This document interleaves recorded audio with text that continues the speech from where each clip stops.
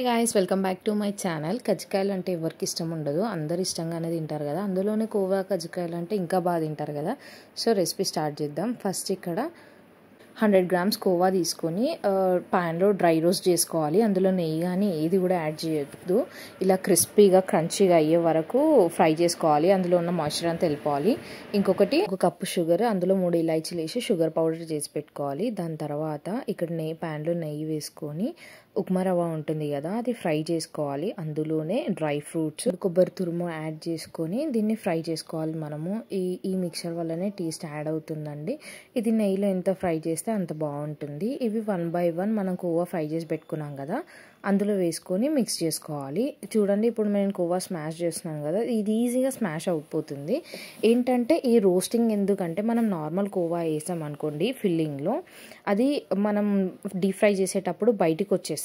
So మనం అందుకే ఇలా ఫ్రై చేసుకొని వేసుకోవాలి. ఇప్పుడు నేను పూరీ చేయడానికి మైదా పిండి తీసుకుంటున్నాను. మీరు గోధుమ పిండి కూడా తీసుకోవచ్చు. మైదాలో కొంచెం సాల్ట్, వాటర్ వేసి డో ప్రిపేర్ చేసుకొని పెట్టుకోవాలి.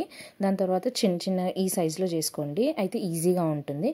ఇందులో ఫిల్లింగ్ పెట్టి దాన్ని వాటర్ సైడ్స్కి అంతా వాటర్ అద్దుకొని క్లోజ్ చేసేసి డిజైన్ మీకు నచ్చిన డిజైన్ నార్మల్గా అలాగే వేసుకుంటా అంటే అలాగే వేసుకోవచ్చు. ఈ కోవా కజ్జికాయలు చాలా టేస్టీగా వస్తాయండి. ఫిల్లింగ్ తిన్న తర్వాత ఎవరైనా సరే కలాకండ్తో చేశారా అని అడుగుతారు. మీకు అంత బాగుంటుంది. కోవా వేశారంటే నమ్మని నమ్మరు. పెళ్ళిలోకి కానీ ఫంక్షన్స్లో కానీ వడి నింపడానికి చాలా చాలా బాగుంటుంది. మీరు కూడా ఒకసారి ట్రై చేయండి. దాని తర్వాత ఇక్కడ నేను 4 స్పూన్ తీసుకున్నాను. దాంతో ఇలా ఎడ్జెస్ట్కి లైట్గా ప్రెస్ చేయాలి. మొత్తం ఆల్ సైడ్స్ అంతా అలా ప్రెస్ చేసుకుంటూ డిజైన్ చేసుకోవాలి. అలా కూడా వేసేసుకోవచ్చు. దాని తర్వాత ఒక టూత్ పిక్ తీసుకోండి. టూత్ పిక్తో ఆ ఫోక్స్ని ఎడ్జెస్ ఉన్నాయి కదా, లైట్గా ఇలా ప్రెస్ చేయండి ముందు సైడ్కి. అది ఒక డిజైన్ అయిపోతుంది. 2 డిజైన్స్ వచ్చాయి కదా. ఇది నచ్చితే అది మీరు ట్రై చేయండి. దాని తర్వాత డీప్ ఫ్రైకి ఆయిల్ పెట్టుకోవాలి. మరీ ఎక్కువ హీట్ కావద్దు, మరీ లోగా ఉండొద్దు. నార్మల్ హీట్ ఉంటే సరిపోతుంది.